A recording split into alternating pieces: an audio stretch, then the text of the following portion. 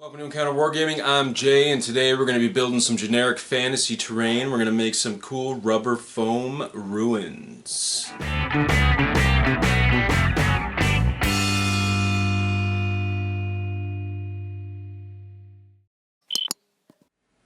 We're going to start with our rubber foam mat, and that's going to be our basic building material for everything. Now, ahead of time, I actually cut up a bunch of this stuff before starting this tutorial because I wanted to speed things up a little bit and I kind of wanted to play with it. Like I say, I have built pieces out of this before, so this isn't the first time I'll be doing these ruined terrain pieces. But yeah, long story short, I ended up cutting these strips off, which are about, I don't know, an inch wide. As you can see, my cuts were not entirely straight.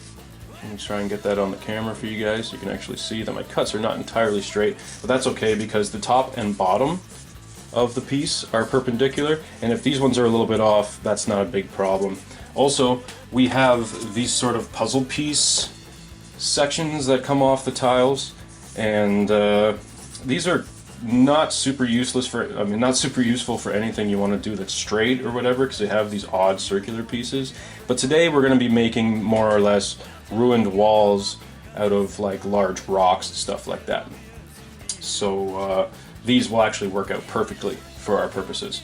So like I say, I've already cut them off of my floor tile, and that's okay because I kind of didn't really have the room to fit it all into the camera, and so I've just done it beforehand. And so for that, obviously I used your standard skill knife, which is cool. But for most of this, I'm actually going to use the scissors. Find yourself a nice pair of really sharp scissors, because I could cut all this up into blocks with my knife, but you'll see even when I get to the next stage that, or after I've cut all these off, so actually I'm just going to start cutting it instead of talking about it. So that one will just be a random rock. I want to try and cut like rough squares as well, but for the most part, especially with this puzzle piece sort of guy, I want to make sure I cut off all these sort of puzzle piece parts. Because the deal is that we basically want them an inch wide. I mean, they're obviously going to be rough when we're done, that's kind of the point of this, but we want them to all relatively be the same dimensions so that they stack well and look good once they're together. So, I'm just cutting pieces off, seeing what's going on.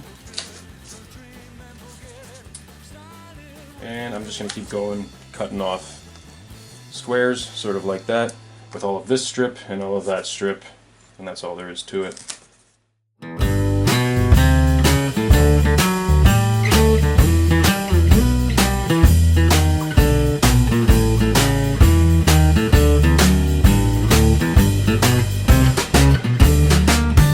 So now that I've got my strips all cut up into little blocks, more or less, I'm just taking my scissors now, and obviously I don't want these rough rocks to be so square like that. So I'm just going to take my scissors, like I say, are much easier than a knife because you can just kind of trim off the corners, and that's where I want to focus. I want to focus on the corners and make them less blocky.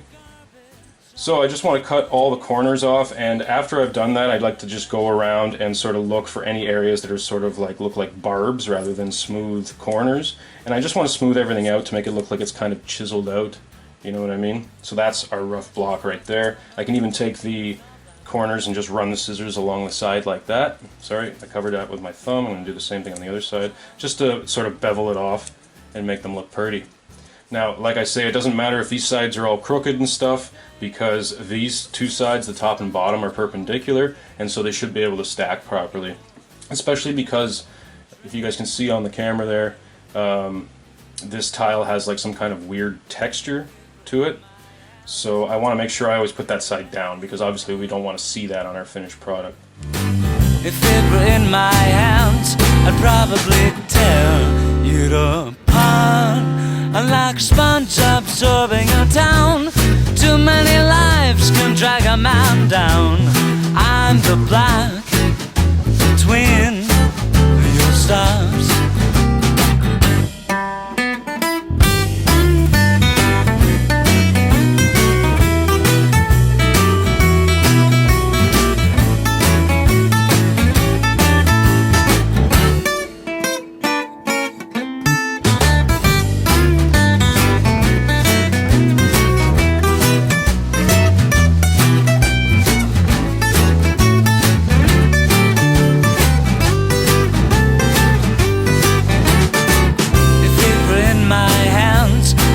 probably let it go.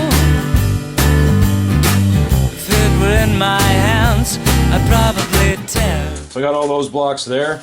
I got a whole bunch more blocks here. Like I said, I cut up a bunch earlier into this sneaker box that I had. I'll just pull them out now because we want to use as many as we can. I want to build this guy enough throw terrain to fill a Frostgrave table. And like I say, we're also going to use all the little pieces as well. I'm going to show you guys what we're going to do with those. But for the start, I'm going to take all my large pieces. There they are. Now, I've got here a bunch of 5/8 plywood, I believe it is. It might be 3/4, but I, a long time ago, cut out a bunch of small pieces of plywood and then just went around and sanded the edges so they were nice and beveled. Yes, they're pretty high as far as a miniature. I've got Jim Bob here, who I usually use to scale my terrain pieces. As you can see, I'll try and hold it straight for the camera there. As you can see, it's a little tall. It's about up to his knees, but that's okay because what we're building here is structures that would probably be laid down even in ancient times on some kind of foundation of rubble and etc., etc. So that's totally fine. Plus, I love using plywood for terrain bases, especially the thick stuff, because it's less likely to warp. A lot of the time I use foam core for bases, which is actually probably one of the worst materials to use for bases, just simply because it has a tendency to warp, whereas this stuff doesn't. So that's the way that is. And to attach these blocks to one another, I've just got some basic crazy glue. This is the stuff you buy at the dollar store. Don't use your expensive super glue for this because we're going to be using a lot of glue. So I'm just using the standard, you know, $1.25 a bottle super glue. Sorry, crazy glue. A rip-off super glue. And I just want to get creative with it, really. I mean, there's no like rhyme or reason a lot of the time with this. I just want to get a nice dollop of glue on there and glue my pieces directly to my plywood. And of course, I want to start with kind of the large pieces along the bottom, which will be great. There we go. Maybe I'll put a little small one over here. It's not so big. There we go. And as you can see, I'm just kind of building around the outside of it. Here, I'm going to push all this aside. There we go. So I can actually get closer to the camera here with this, because that's what we're actually working on. You can see I'm kind of building a circle. That's why I made these pieces kind of circular, square-ish, so that I kind of have a nice shape already made for me. And that is all there is to it.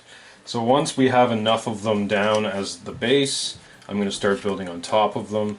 And all that is I find that it's actually easiest if you put a dab on each end, because a lot of the time you want to overlap them to cross the gap. And putting them on the ends rather than just soaking the entire bottom is actually going to save you a little bit of glue, but at the same time it's going to ensure that when those edges touch the other two, that they stick down. And if you find that they start to come off a little bit as you're working, you can actually just take your crazy glue and just squeeze it into the crack, and this stuff's like a sponge, right? It'll just soak it up. But it's rubber enough that, unlike doing this to like well, an actual sponge or like styrofoam or something like that, where it probably wouldn't stick, this stuff is resilient enough that it does reject the glue enough that it sticks, right? But it also soaks it in enough that it sort of really cements it in place. So, plus, you can work instantly. I mean, literally, this stuff is instant. It's called instant crazy glue for a reason. So be careful not to get too much of it on your hands, guys, because trust me, I have glued my fingers together plenty of times, and you'll find the vapors will actually tingle your eyes a little bit, much like super glue. So be real careful when you're putting it on thick, because you don't want it to get into your eyes. Trust me on that one. And like I say, I'm just literally overlapping blocks, building up. It's not rocket surgery.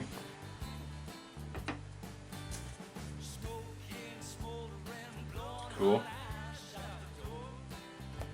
And I'm going to put one more on that. Bam. So this is the time when I like to take Jim Bob here and just kind of look around the terrain piece. I like to get down and look at it from sort of table level. So right now the high part of the ruin is much higher than his head, which of course is going to block line of sight. But over here, on that part, it's kind of up to his waist. He can sort of just see with his eyes over the second level, and so that gives me an idea of how practical these pieces are going to be as I go forward building the rest of these. So for now, I just want to finish this one off because I don't want just that one piece by itself. I want it to look kind of like a ruined wall on both sides here. So I'm just going to add a couple more pieces to this, just to sort of cap them off. Cool. And there's one. So I'm just going to keep going and build a whole bunch more of these until I run out of blocks.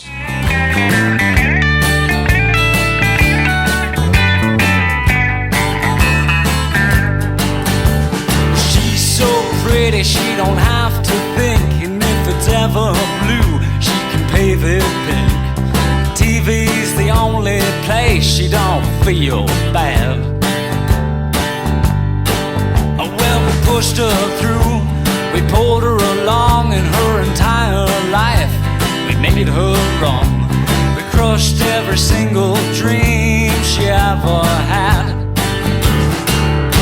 Well, let the missiles misfire, mutated so meaningless. Laugh at the debris of our stupid lives. Just frozen brains, just frozen brains, just frozen brains, just frozen brains. I'm going to take my PVA glue and we're going to seal in these rubber foam rocks. As well, we're going to put some sand on their bases. So I think we're actually going to start by covering the entire piece with PVA glue. So I've got here my glue, I've got here my palette. Now, in the past I have not put sand on the rubber foam itself, just on the bases, and then I found when I was painting them, I actually had to get a couple of really thick coats of paint on there because the rubber foam will actually soak in the paint.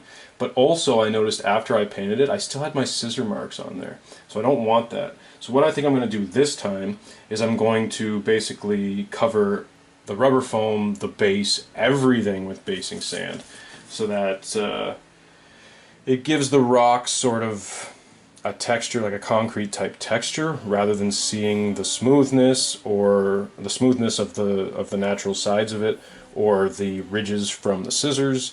I want to basically make it look like rocks, right? And I'm literally just going to paint the entire piece with PVA glue. So not only will this seal in the pieces to one another, but it will also give me something to adhere my sand to and create a nice texture on the rocks. It'll create the dirt for the ground, and it, believe it or not, will start to fill some gaps too and create sort of a mortar between my bricks.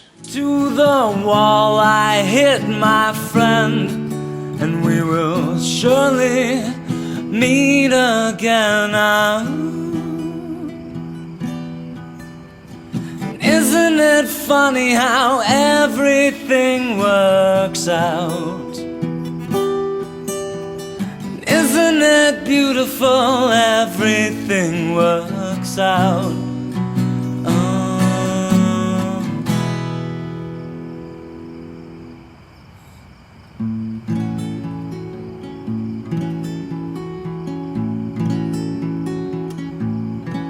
Do you believe in fate or soulmates? 'Cause I give thanks to the taxi that brought you here. No, I wouldn't trade laughter for... Alright, now my sand is actually dry, and I've actually decided that I don't really like the transition here, the way that it just abruptly hits the stones and then goes straight up. I want these to look like ancient ruins, right? So I want them to be kind of buried. And I should have done this before I put the sand on, but I was doing a live tutorial at the time for the first couple scenes of this tutorial, and during that tutorial I've also been doing these white styrofoam rocks for the same customer. Now, I decided to spackle these because yes, it will harden up the white styrofoam, but it also fills up the gaps in between, which become very hard to paint afterwards. But that aside, I'm not doing those in the tutorial today because I've done those before on the YouTube channel. This today is what we're doing, and I should have done the spackle before I did the sand, but that's okay because I'm going to go back on after and do some more sand. So all I'm doing is just taking a little bit of spackle and just finding areas that I think look too much still like a tapered template. They look like a straight shape rather than natural ground. And I'm just going to create little mounds. I'm going to try and build into the stones to try and ease the transition between the ground and the rocks of the temple and make it look kind of buried. Like I say, I should have done this before the sand, but sometimes as you're sort of making terrain pieces, you say to yourself, you know what, it would be better if I backtrack for a second and do some stuff. So that's what I've decided to do here, because I really want this customer to be happy with his pieces, and I don't want them to look rushed or just half-assed. So if you guys see what I'm doing here, I'm just putting a glob in the corner, and then just kind of smoothing it out with my finger, transitioning between the ground and the stones. And that's all it is. You need to push, you need to go, need to deal, he needs to grow. Well, I'm sorry. And as you can see here, I'm just kind of building up a little corner here just because I feel that area was too flat, and you can do that in areas you think are too flat. But don't get rid of all your flat areas because you do still want to be able to place miniatures on these. But areas that are too flat, you can just kind of throw down a mound and then just kind of work it out so it transitions into the rest of the terrain piece. And there you go. That's all there is to it. So I'm going to let this dry again, and then I'm going to put more sand on it. I'm sorry, you wasted mine. Procrastinating is so easy. 'Cause it's little things that really please me.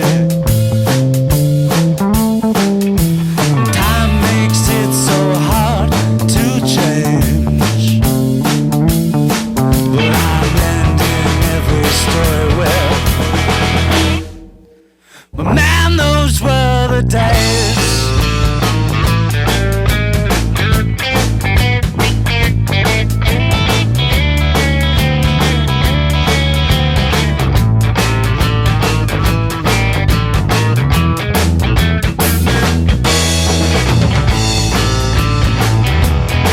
He needs to push, he needs to go.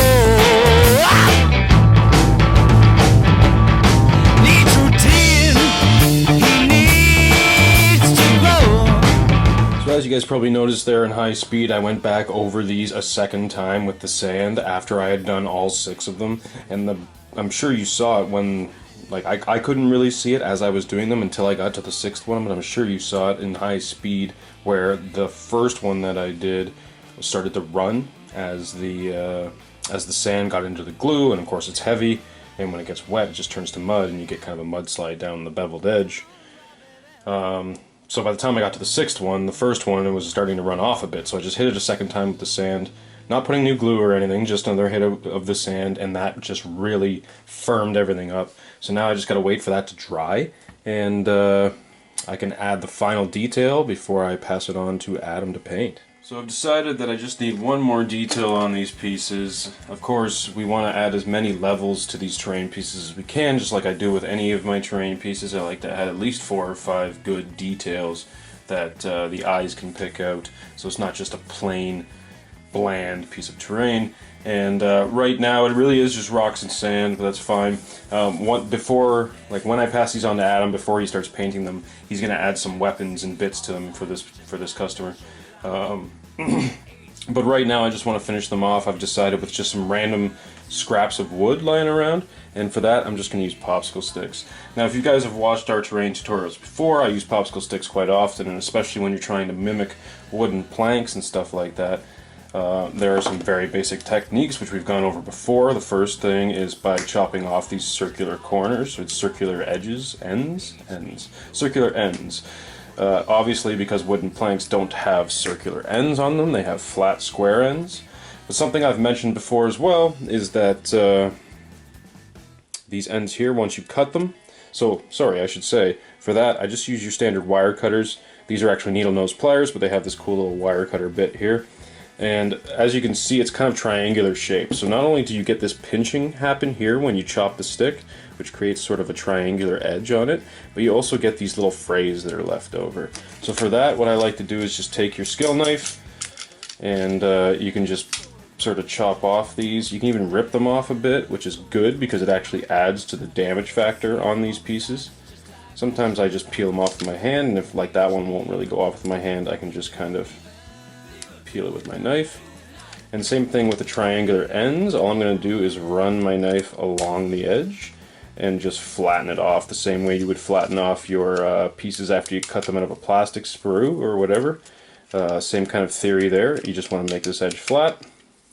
And then to make it look somewhat realistic, what we're going to do is we're going to run the knife along the edge and just whittle off certain pieces just to make it look weathered, damaged, so it's not like the perfectly curved edges of the popsicle stick. You want it to look rough and, like I say, weathered, damaged, etc.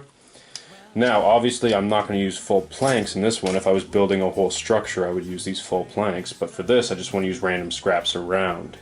So actually what I'm going to do for that, even though I wanted to whittle the edges first, just because I want to use it in full length so that I maximize the distance between the knife blade and my fingers, more or less. But I'm just going to chop this into sort of smaller pieces, maybe about 1 inch long, maybe a couple smaller, a couple bigger than that. I'll just chop this guy into 4 random sized pieces. And same thing, you just want to flatten off the triangular edge you've created with your clippers. Not rocket surgery. And the final thing we're going to do to these to actually make them look damaged, maybe even blown up or just worn over time, is we're just going to take our standard hobby clippers, and what you can do is go at the end of the popsicle stick and just kind of chop into it. And what that'll do is that'll create a natural crack, and then you can even kind of do triangular shapes into the end like that. I'll do a couple more of them just to sort of create that frayed, you guys can really see that, sort of create that frayed board so it looks like it's just been like blown up or broken, snapped, right? And that's more or less all there is to it. So I'm just going to chop up, I've just pulled aside 3 popsicle sticks here because you do get quite a few pieces out of one popsicle stick. As you see here, I got 4 pieces out of the one popsicle stick. And I don't really want to populate these things too much with this kind of stuff. And in fact, there you see it just cracked all the way through, which kind of sucks, but that's fine because these are actually 2 perfectly usable scraps of wood. So that's all I'm doing, guys. I'm just going to go ahead and do that on all of these, and I'm going to start gluing them onto my piece.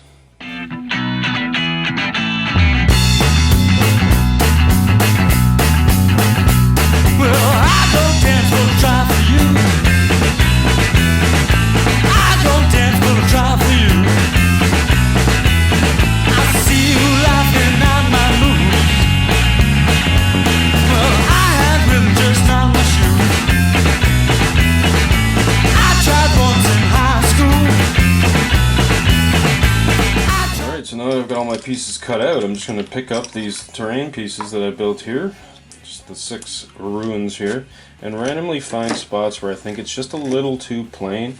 And I'm just using normal crazy glue for this. Same stuff I used to put the blocks together originally. Just finding spots where I won't think it should go, and just soaking these in crazy glue. If I can get it to come out, I guess I have to cut this in actually. There we go. Sometimes it hardens the tip. You gotta cut it back out again, but yep, there we go. And I'm just gonna glue it down. Nothing, again, nothing super complicated. But I'm also gonna take some of this, now that I've got a bigger piece on there, I'm gonna take some of the smaller pieces and just kind of pile them around so that they look like a nice little pile of ruined wood. A couple of these guys. There.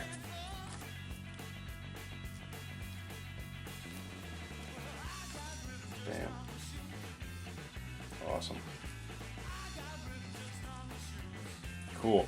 And then obviously I just put a dab on the back of each of them. I want to make sure that they actually stick to each other, and the great thing about crazy glue is because it is so fluid, you can just kind of squeeze it in between the boards and it'll soak into the wood and harden that up. As well, it'll seep down onto the sand and just cement everything in place. So just make sure to put a couple of large globs around, and that'll basically hold that in. And I'm just going to go around and do that in random places around these pieces. Yet to be solved. She wishes good luck to me, 'cause no one's come close. Well, I'm letting you know all other projects are on hold. There you have it. So we're just gonna let all that dry. I mean, super glue doesn't, or crazy glue doesn't take a super long time to dry, but obviously this is pretty much it. I'm gonna pass these along to Adam. He's gonna throw some bits on there just to make them look really fantasy-ish, with sort of make them Frostgrave Warhammer themed. So here they are up close. Just wanted to give you guys one last shot of them. Again, these are for a client of ours. He was actually the guy who designed our brand new Encounter Wargaming logo and all our cool Twitch graphics and all that stuff. So here, what I actually didn't show you guys on camera as I was making them were these cool rock formations that I've also made for the same guy. He requested some terrain that he could use for Frostgrave, for Age of Sigmar, or, you know, I suppose he could still use them for 40K or Malifaux or any of those other similar scaled games. So I just tried to make some generic fantasy stuff, and that's kind of what we've come out with here. So that is the build, at least, guys, so I hope you enjoy that tutorial. As far as these styrofoam rocks, I mean, I've gone over this a few times in past videos, so you can go back and check out our terrain series. Check out our Malifaux terrain series specifically for these rocks, but also make sure to check out my other terrain series. So those are our rubber foam ruins. I hope you guys enjoyed that tutorial. Now, normally I would paint these for you in the next week's video, but this time we got a special treat because I got our very own Adam Truax to paint these up for next week's video. These are for, like I say, a customer who gave us our awesome logo. So thanks, Anthony, for our brand new logo and all our cool Twitch graphics. I hope you enjoy this terrain, buddy. There are at least 10 pieces here for you to throw across your Frostgrave table, and I think they'll do great. If you guys like our terrain videos, make sure to hit subscribe, hit the like button, hit that bell notification so that you know when our videos come out. Also, we are on Patreon, guys, so please head to the description below, click on our Patreon link, and it goes a long way to help us here, and all the money goes back into the channel to keep things getting better. It gets you behind the scenes access. It gets you our Twitch streams after they've gone live in recorded format. It also gets you our video content early, and on top of that, it will perpetually get you 10% off of thewarpainter.com, a great Canadian retailer of hard to find hobby supplies, Vallejo, Broken Toad, Scale 75, all those things we know and love.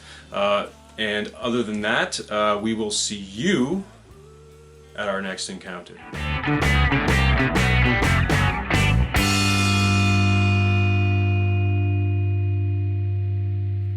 Like a monkey in a rocket on his way back home.